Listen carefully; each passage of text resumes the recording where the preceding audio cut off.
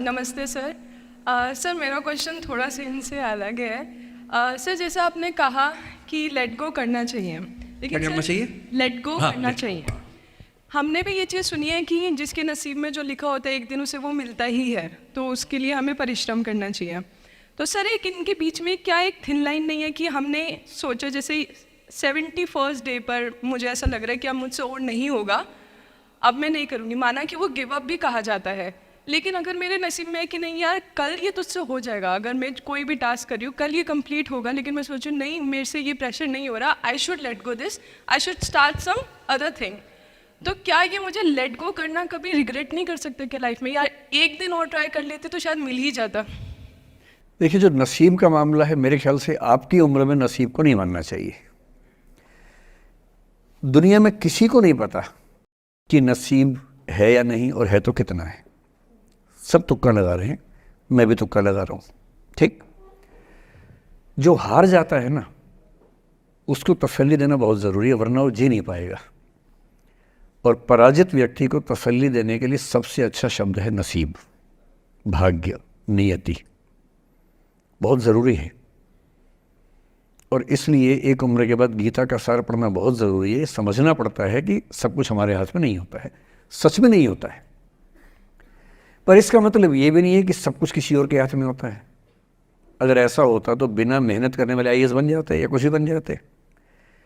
ये हो सकता है कि आईएएस बनने के एग्ज़ाम में 10 ने मेहनत की, उनमें से 8 का हुआ, 2 का नहीं हुआ। पर यह नहीं हो सकता कि एक आदमी ने मेहनत नहीं की तो उसका आईएएस हो गया।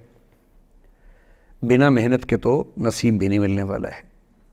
इसलिए ये मान लीजिए कि कुछ ना कुछ चीज़ें हमारे कंट्रोल में नहीं हैं, लेकिन जितना कंट्रोल में है उस पर पूरी ताकत लगाएंगे, पूरा डिसिप्लिन रखेंगे, तो हम अपनी किस्मत सबसे अच्छी लिख पाएंगे।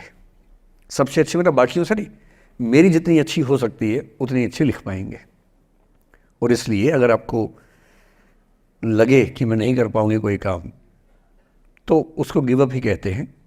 लेट गो का मतलब तब होता है जब आप मन भर चुका है, अब उसकी ज़रूरत महसूस नहीं हो रही।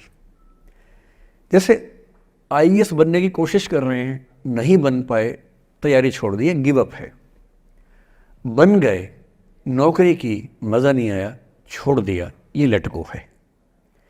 लेट गो करने के लिए पहले हासिल करना पड़ता है, या हासिल होने से पहले उस मनोभूमि पर पहुंचना पड़ता है जहां हासिल होने का सुख आपने महसूस कर लिया और उसमें मज़ा नहीं आया, ठीक ही है, औसत है, तब छोड़ दिया।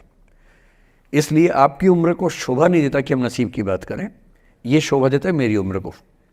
तो 30-40 के बाद नसीब, भाग्य, नियति चलेगा। फिलहाल कर्म पे भरोसा कीजिए, मेहनत, डिसिप्लिन, और मोटिवेशन से ज़्यादा महत्वपूर्ण है डिसिप्लिन, ध्यान रखिएगा।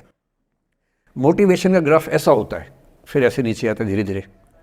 डिसिप्लिन ऐसे रहता है, और डिसिप्लिन वाला व्यक्ति हमेशा मोटिवेशन वाले व्यक्ति से ज़्यादा सफल होगा, ये मान के चलिए। सबसे अच्छा क्या है? Motivation with discipline.